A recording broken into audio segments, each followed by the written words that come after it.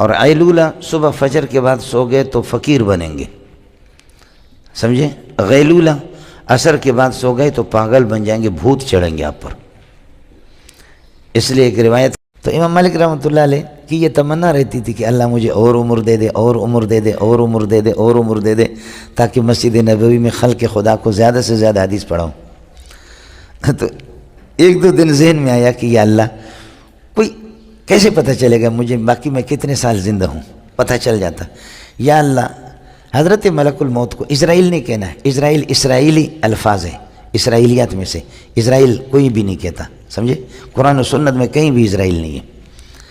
ملک الموت علیہ السلام کو میں کسی طرح اگر خواب میں دیکھ لیتا تو اسے پتہ کر لیتا، یا اللہ مجھے ملک الموت سے ملاقات کرا دے۔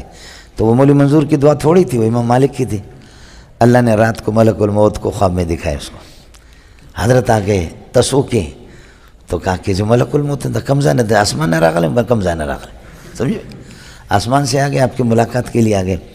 تو حضرت امام مالک رحمۃ اللہ نے فرمایا کہ آپ اتنی مہربانی کر سکتے ہیں، مجھے بتا سکتے کہ میری زندگی کتنی باقی رہ گئی، اس اعتبار سے میں اپنے کام کو بھی چلا لوں، کتنی زندگی؟ تو حضرت ملک الموت ہنسنے لگے، ایسے کہ 5 انگلیاں، یہ دو درے سلور پنزا زو، چلا گیا۔ اب امام مالک رحمۃ اللہ علیہ صبح خواب سے جب اٹھے تو اذا زلزلت الارض زلزالہا، حضرت کی حالت ہی خراب ہو گئی کہ بھئی مسئلہ تو خراب ہو گیا۔ اب اس نے 5 کر کے میں نے سوال پوچھا کہ میری زندگی کتنی؟ اس نے کہا 5، پتہ نہیں 5 گھنٹے، 5 دن، 5 ہفتے، 5 مہینے، 5 سال کیا ہے؟ یہ تو آسمان سے گرا کھجور میں اٹکا، مسئلہ ہی خراب ہو گیا۔ تو اس زمانے میں امام مالک کے زمانے میں ہر ایک آدمی کا اپنا فن ہوتا ہے۔ حضرت محدث اعظم تھے، غضب کے محدث اور فقیہ، لیکن خوابوں کی تعبیر ایک الگ چیز ہے۔ ابن سیرین بڑا مذاقی تھا، میرے طرح جیسے میں مذاق کرتا ہوں، سمجھے؟ تو حضرت اقدس، لیکن وہ میرے طرح سے زبان اس کی نہیں تھی، ہماری زبان کو بس آپ لوگ دعا کریں۔ حضرت اقدس امام مالک نے اپنے 1-2 شاگردوں سے کہا کہ میں تو بہت تردد میں ہوں، اس قسم کا خواب دیکھا ہے، تم لوگ جا کر کے ابن سیرین سے پتہ کرو، لیکن میرا نام ابن سیرین کو نہیں بتانا۔ بس کہا ایک آدمی نے خواب دیکھا اس طرح، اتنے سے بتا دو اس کی تعبیر کیا ہے۔ اور طالب علم جی پیدل غریب یہاں سے گئے، کئی دنوں کے بعد حضرت کے پاس پہنچے ابن سیرین کے یہاں، السلام علیکم، وعلیکم السلام، کیسے آنا ہوا؟ فرمایا کہ دور دراز علاقوں سے آئے ہیں، اور ایک آدمی نے ایسا خواب دیکھا، ملک الموت کو دیکھا، اپنی زندگی پوچھی، ملک الموت نے یہ جواب دیا ہے، دا پنزا، پھر چلا گیا۔ اس کا کیا مطلب ہے، کیا تعبیر ہے؟ امام مالک رحمۃ اللہ علیہ، اس نے ابن سیرین نے کہا کہ بندہ کون ہے جس نے خواب دیکھا؟ انہوں نے کہا کوئی بھی ہو، اس لیے کہ استاد نے منع کیا تھا کہ میرا نام نہیں بتانا۔ کہا کہ تم بندہ نہیں بتاؤ گے، میں تعبیر نہیں بتاؤں گا۔ انہوں نے کہا کہ اللہ کے لیے دور سے آئے، تعبیر بتا دو۔ کہا بتاؤ بندہ کون ہے، بندہ کون ہے؟ انہوں نے کہا حضرت اللہ کے لیے کوئی بھی ہو، سمجھے، آپ تعبیر بتا دو۔ آیا سمجھ میں؟ تو حضرت اقدس ابن سیرین رحمۃ اللہ علیہ ہنس کر کے کہنے لگے، اس کو تم زمین کے نیچے چھپاؤ، میں باہر نکال دوں گا اس کو۔ وہ بندہ جس نے یہ خواب دیکھا، وہ اس زمانے میں صرف امام مالک ہی ہو سکتا ہے اور کوئی نہیں۔ سبحان اللہ، سبحان اللہ۔ اس زمانے میں اگر یہ خواب ایسے دیکھنے والا، وہ صرف میری دانش کے مطابق امام مالک ہی ہوگا اور کوئی آدمی نہیں ہوگا۔ آیا مسئلہ سمجھ میں؟ یہ کس طرح آپ کو پتہ چل گیا؟ فرمائیں اس طرح عظیم فرشتے سے کوئی عظیم آدمی بات کرے گا، سمجھ شریف میں ہے کہ نہیں؟ اس عظیم فرشتے سے اس طرح بے تکلف ہو کر کے، جبکہ فرشتوں کو دیکھ کر کے آدمی کی حالت خراب ہو جاتی ہے، سمجھے؟ ایسے بے تکلف ہو کر کے اس سے گفتگو کرنا، یہ ایک عظیم انسان ہوگا۔ اور میری نگاہ میں اس وقت عظیم انسان سب سے بڑا امام مالک ہے، سمجھے؟ اور جا کر امام مالک کو کہو کہ تو اپنے فن کا ماہر ہے، یہ تیرا فن نہیں ہے، گھبرانے کی ضرورت نہیں ہے۔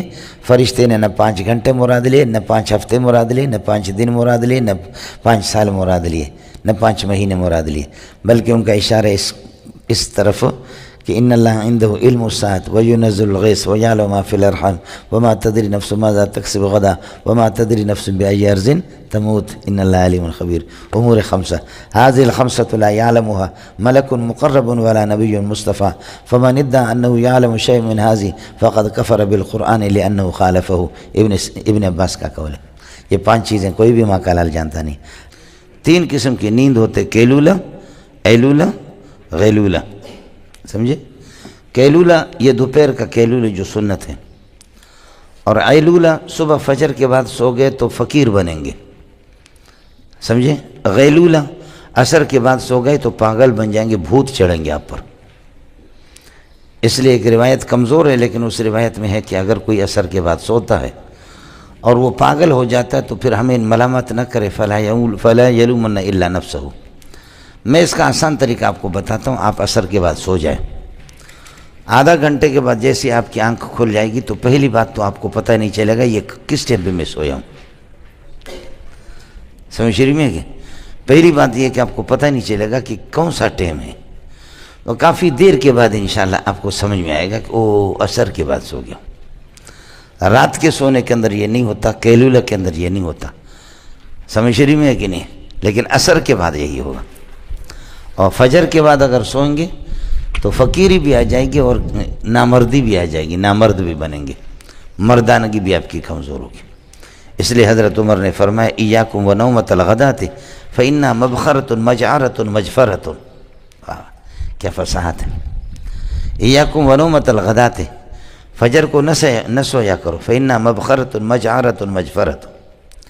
اس لیے ہمارے حضرت فجر کی نماز کے بعد طلبہ کے کمروں میں پھیرتے تھے، اگر کوئی سو گیا تو کس کر کے اس کی پٹائی کرتا تھا، ایسی پٹائی لگاتے تھے حضرت اقدس مولانا سلیم اللہ خان۔ حضرت فرماتے تھے کہ فجر کے بعد میرے نزدیک سونا بالکل حرام اور ناجائز اور کفر ہے۔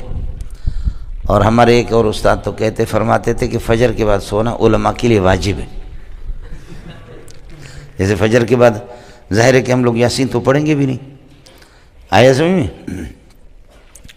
وَكَمْ مِنْ قَرْيَةٍ کتنی بستیاں ہیں تمہارے جیسے بدماش، اردنا اہلاکہا ہم نے ان کی ہلاکت کا ارادہ کر دیا، فجاء بأسنا ان کے پاس ہمارا عذاب آ گیا، بستی پر یعنی بستی والوں پر عذاب آ گیا، حال کونہم بائتین درحالے کے رات گزار رہے تھے، ہم قائلون یا کیلولہ کر رہے تھے۔ عرب کے ہاں کیلولہ اسی زمانے سے مشہور ہے، سمجھ شریف میں ہے کہ نہیں؟ اور کیلولہ اچھی چیز ہے۔ کیلولہ کے اندر یہ ضروری نہیں ہے کہ آپ کی آنکھ بھی لگ جائے اور زیادہ سو جائیں، لیکن تھوڑا سا کروٹ بدل دے، یہ سنت ہے۔ فما کان دعواہم، یہ بدماش جو اللہ کو نہیں جانتے تھے، لیکن جب اللہ کا عذاب گیا، فما کان دعواہم اذ جاءہم باسنا، ان کی کوئی اور فریاد نہیں تھی جب اللہ کا عذاب آ گیا، الا ان قالوا مگر یہ کہنے لگے انا کنا ظالمین، ہم نے بہت زیادتی کر دی، پروردگار ہمیں معاف کر دی۔